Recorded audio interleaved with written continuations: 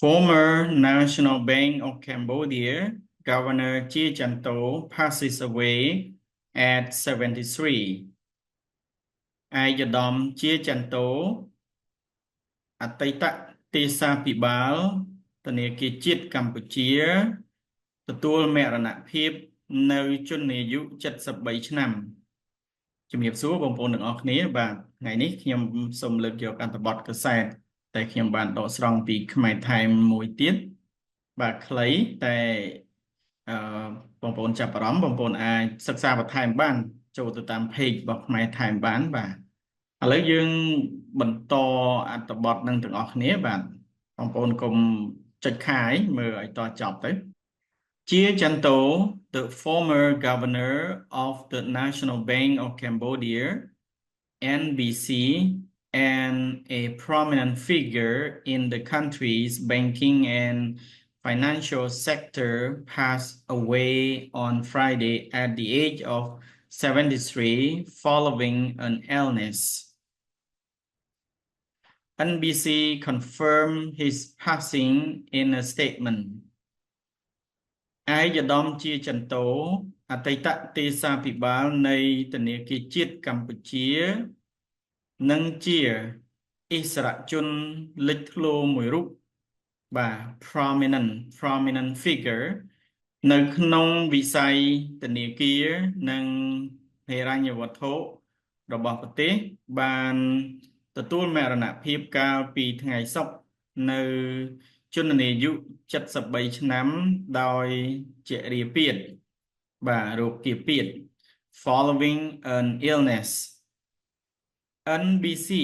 ធនាគារជាតិកម្ពុជាបានអះអាងបញ្ជាក់នៅមរណភាពរបស់លោកនៅក្នុងសេចក្តីថ្លែងការណ៍មួយ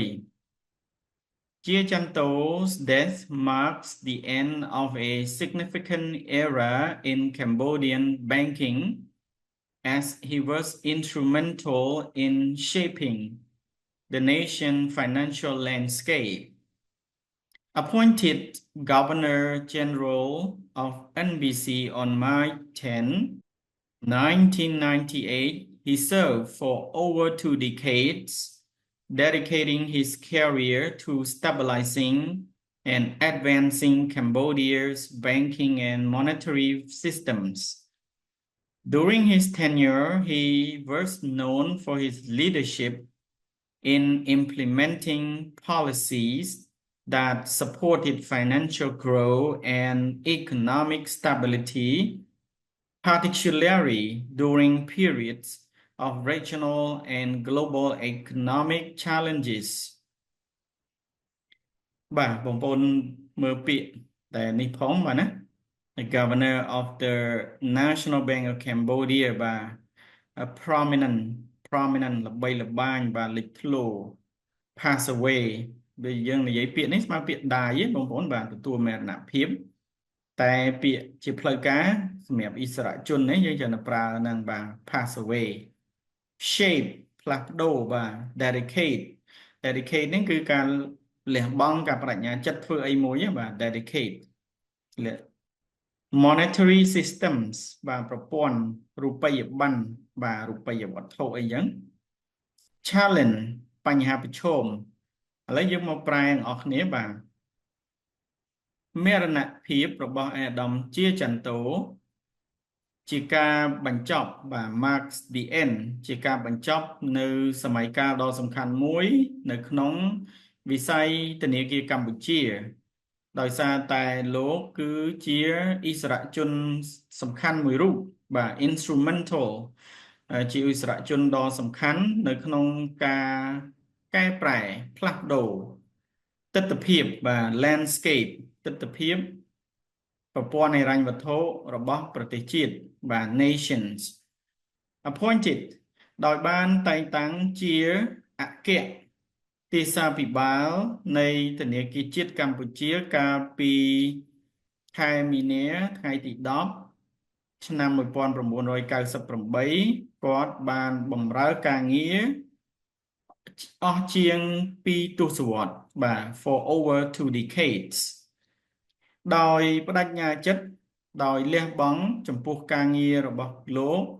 ដើម្បី ធ្វើឲ្យបាទ stabilizing នេះជា verb បាទធ្វើឲ្យមានស្ថិរភាព advancing ធ្វើឲ្យមានការរីកចម្រើន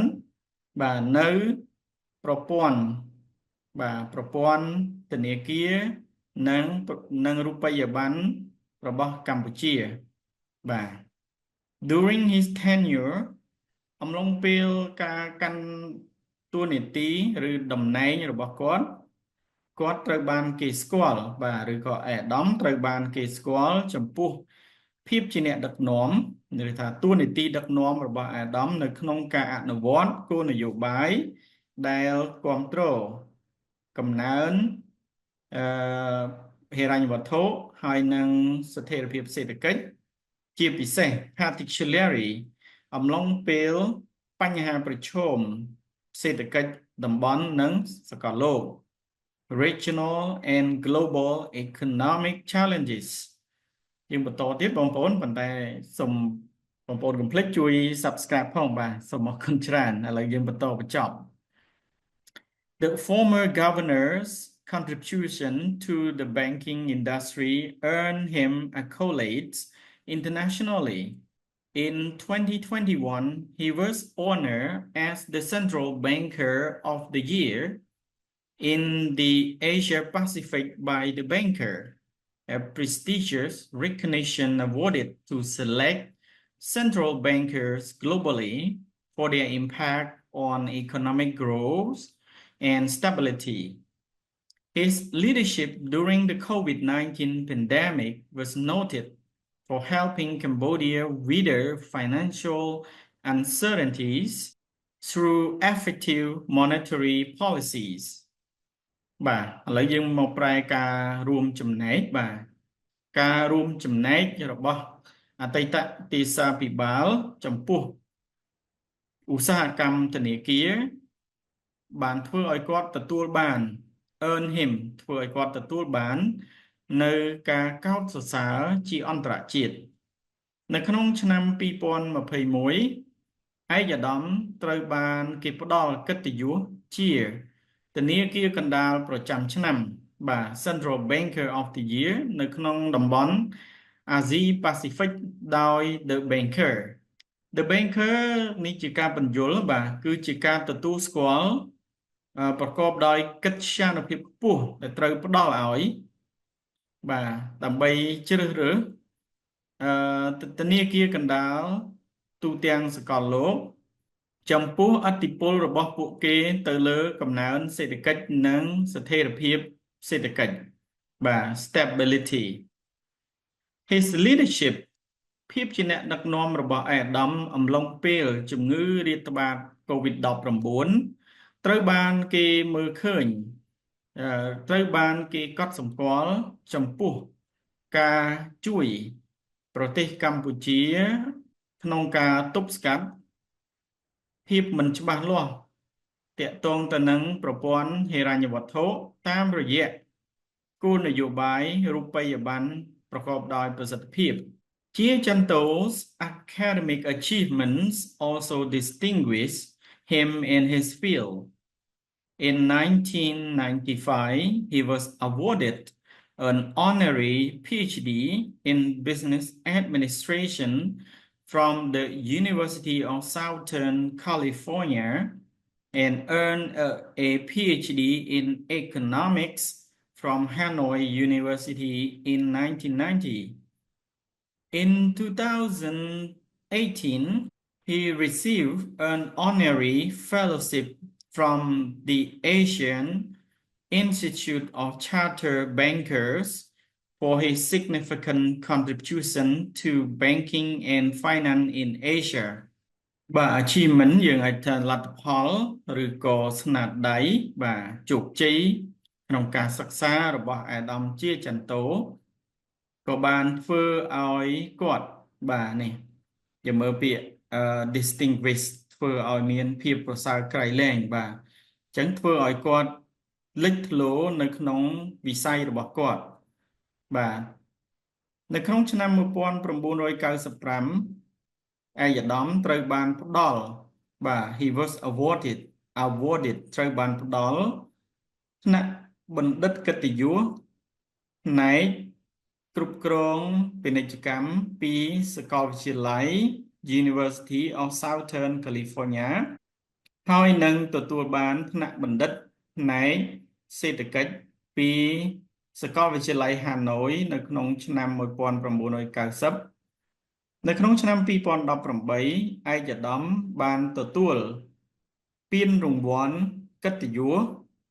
ពីវិទ្យាស្ថាន Asian Institute of Charter Banker ចំពោះបាទការរួមចំណែកដ៏មានសារៈសំខាន់របស់អាយដាមចំពោះវិស័យធនាគារនិងហិរញ្ញវត្ថុនៅក្នុងតំបន់អាស៊ីបាទបងប្អូនhonorary fellowship នេះជាពានរង្វាន់កិត្តិយសបាទសម្រាប់ជាទូទៅអ្នកដែលបានចេញដោយសាលាទេបាទជាទូទៅអ្នកដែលមានស្នាដៃក្នុងការជួយ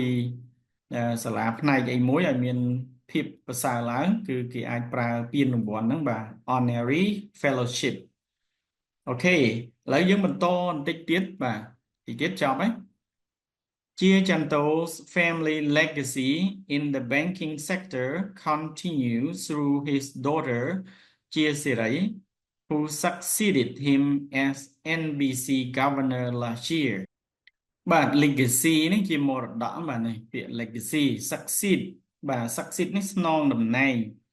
បងប្អូនចំណាំឃើញប្រែតែជោគជ័យអីចឹងបាទប៉ុន្តែក្នុងន័យនេះគឺស្នងតំណែង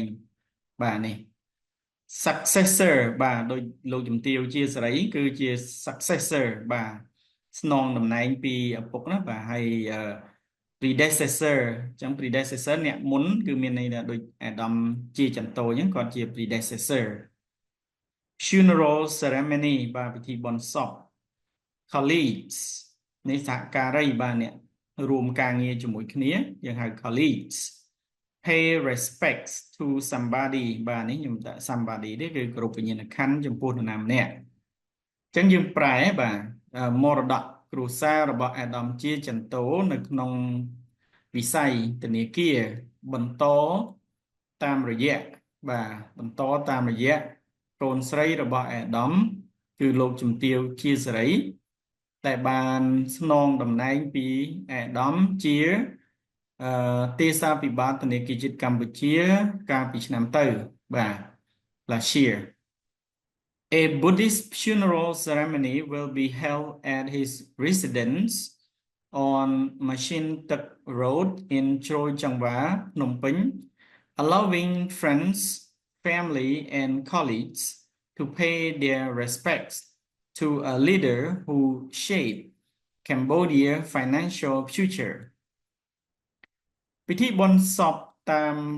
ប្រពៃណីព្រះពុទ្ធសាសនានឹងត្រូវប្រារព្ធឡើងនៅគេហដ្ឋានរបស់អាដាមនៅតាមបណ្ដោយផ្លូវម៉ាស៊ីនទឹកក្នុងសង្កាត់ជ្រោយចង្វាទីក្រុងភ្នំពេញដោយអនុញ្ញាតឲ្យមិត្តភ័ក្តិគ្រួសារសហការី